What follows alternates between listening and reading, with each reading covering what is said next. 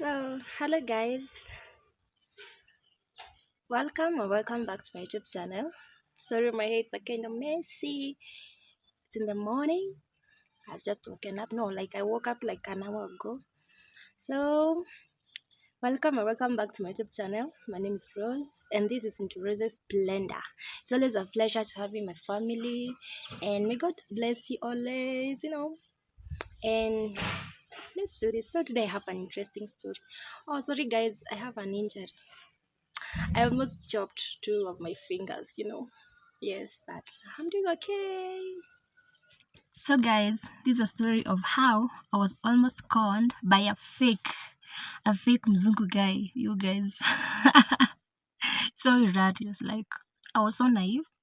But they have so many stories that I have encountered in this life. I think I have a couple of them. I think I should be doing sit downs and telling you all those kind of stories, guys. So it was back in 2019 while I was still in college. I think I was a fresher. I think I was like 3 or 4 months old. And also we tried the Facebook. They have those groups like white men seeking black women or black women seeking white guys, whichever way. So it was me and my female friend. Like we were so into white guys. So like we really loved it. Like well, we were so obsessed with the white guys.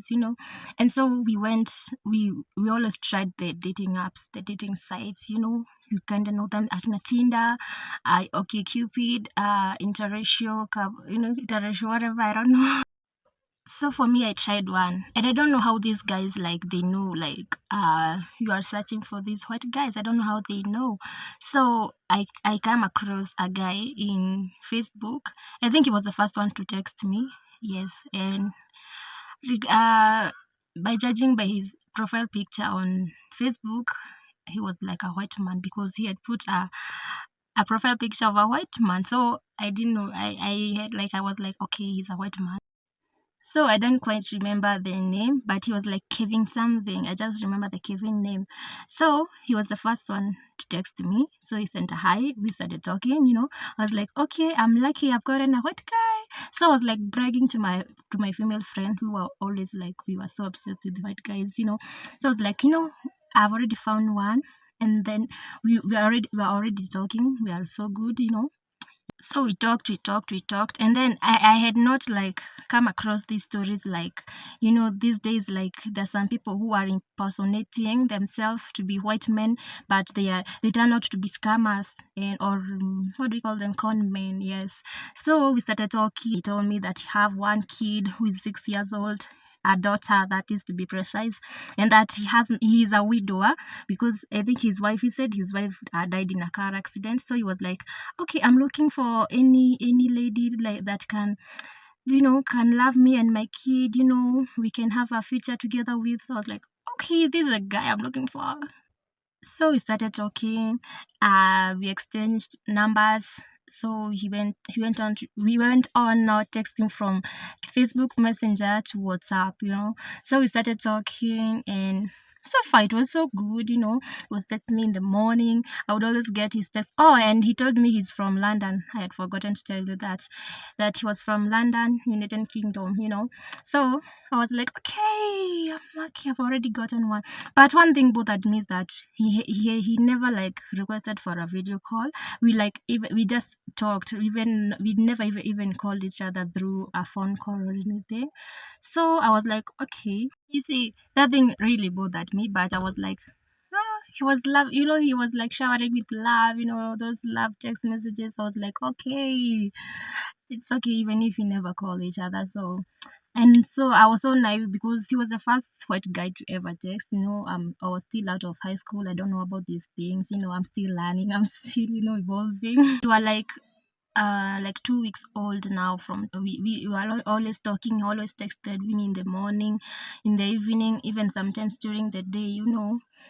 During the day we were not that talking because he told me he's a doctor. So he was like, okay, during the day I'm busy. Like the time difference between Kenya and London, or United Kingdom, is 2 hours. 2 hours difference. So if it's during the day, the time is almost the same as mine.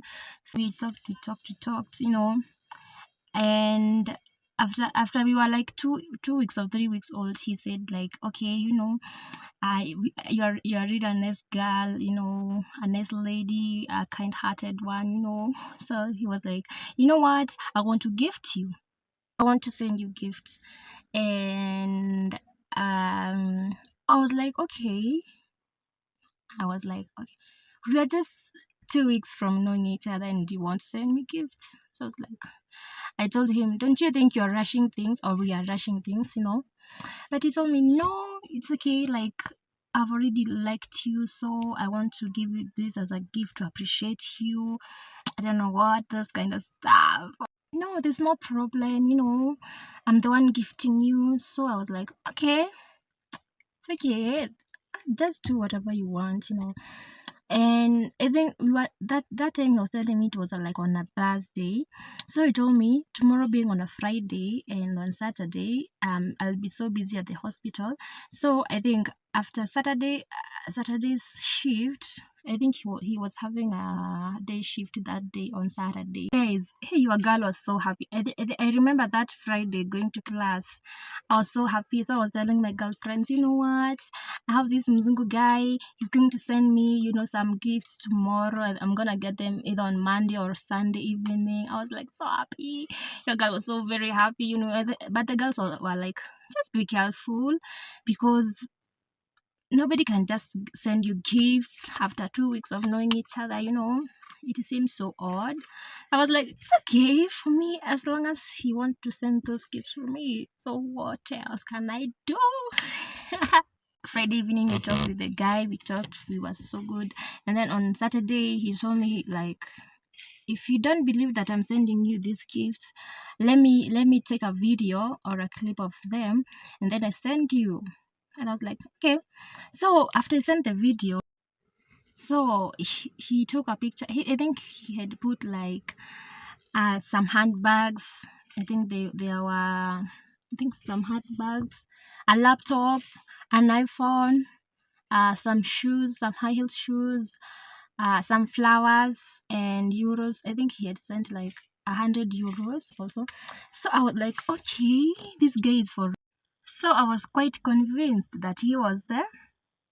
What can I say? That he was genuine. Yes, that's the word. So the evening we talked. He told me like, no, he told me that before sending them, he told me like, okay, before this thing comes to you, there's a certain fee you're gonna be charged over this cargo or over this package. But at that moment, I didn't know that if I'm the one who's sending that package, I'm the one who's gonna be responsible for all the fees that's gonna be charged. The only thing that the receiver gonna pay is maybe the delivery fee, if maybe it's far away from the airport. That's the one. And I was like, okay, then there's no problem. But me, I thought maybe it's like 200 shillings I'm gonna be charged, Kenyan shillings that is, or maybe 500. I didn't know. So I was like, it's okay. So on Sunday we were going to church with my other female friend, my best friend back then. So when we were going, before we got out of my house, I got a phone call from a lady.